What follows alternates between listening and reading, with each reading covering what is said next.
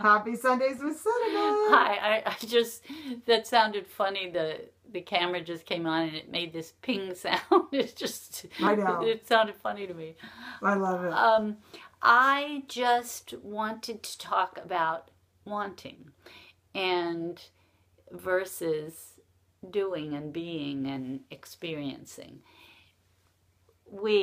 Kathleen and I had just been talking earlier about certain people who want to be free and want to be happy and want to be conscious and are not being that. And it's as though people put so much emphasis on what they want, and in the back of the underbelly of that is, I couldn't have it, so I'll just keep wanting it. And what is you, more often than not, can have what you want. You have to go after it with all your heart.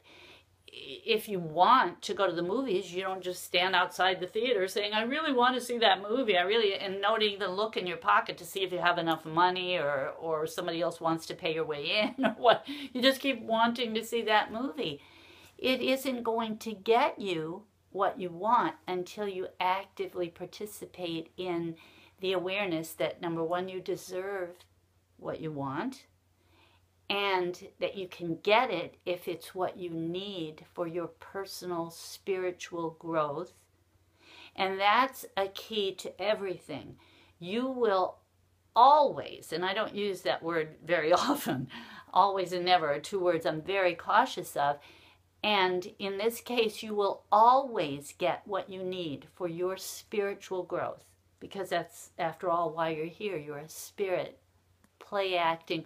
Oh, somebody yesterday said something to me that was so funny, Kathleen. It made me think of Caden, because he said, we're just, he's a chiropractor, dear friend of mine, and he said, we're just a bag of bugs. Oh my God. And I've often called the body the skin bag. I laughed. I couldn't stop laughing at a bag of bugs. We're just a bag of bugs. It is, and all our things were just, Caden's inner buggy. Yeah. All our things that we all call our challenges inner buggies. Yeah. And so you got to manage the buggies. And don't let them manage you. Exactly. And so just, if you get anything out of this dialogue today, get that, go after what you want. See if it's what you need. See, people are so afraid to not get what they're wanting that they don't even go after it. Yes. They secure not getting it because they're afraid they won't get it. You know, that's really so interesting that you brought that up, because this was my topic today with a friend of mine, and I was speaking to him about one thing that is really important to me now that I'm separating and moving, changing form with Kirk. I want chemistry. I want compatibility. There's all these things that I know are deal breakers for me now.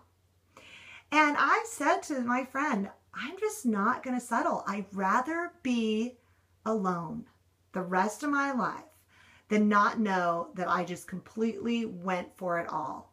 And I don't mean everything to be perfect. I just mean to meet my own models of my own deal breakers. Yeah. Because we all have our own deal breakers of what would work for us, what would not. And I never want to create the experience of settling. And what I want you to understand about that for yourself, and I'd like other people to understand it as well. One of the reasons that you have come to that is because you've come to also the awareness that you can never be alone anyway. Yes. That when God is your primary partner, yes, then the other person is just simply the bug bag yes. that you're going to share the fun of living with. And so that's what keeps me so content with my life, is that I'm never alone. It's not possible. for me to be alone, because God, however you manifest God to be in your life, is my partner for life, as long as I'm in this bug bag or this skin bag or whatever you want to call this body. And the more I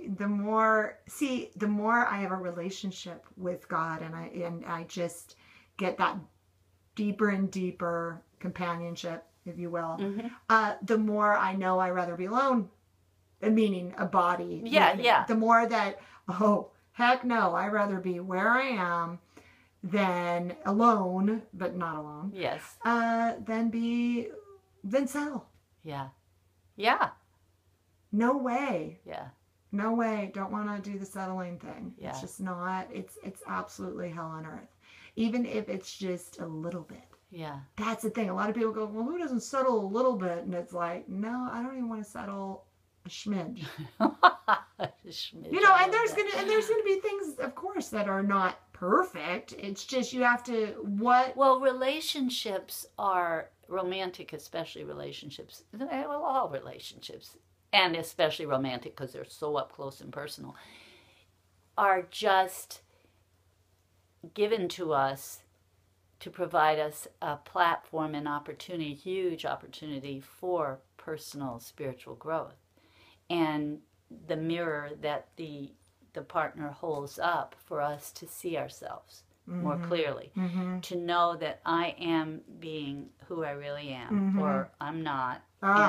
And so that's where your work lies. So, yeah, to love them unconditionally when the imperfections. Well, to love yourself unconditionally first. Yes. And then let that be a part of their experience of you, because even when you are loving unconditionally, if the person is not receiving it, you see, you can't do anything about that. No. First you have to know Yes. that you're being unconditional, so that we can close on that. Be unconditional for yourself, and then give that gift to the person, and give them the space to take it or leave it. Take or leave it, folks. Happy Sundays with Cinnamon. Bye. Love you.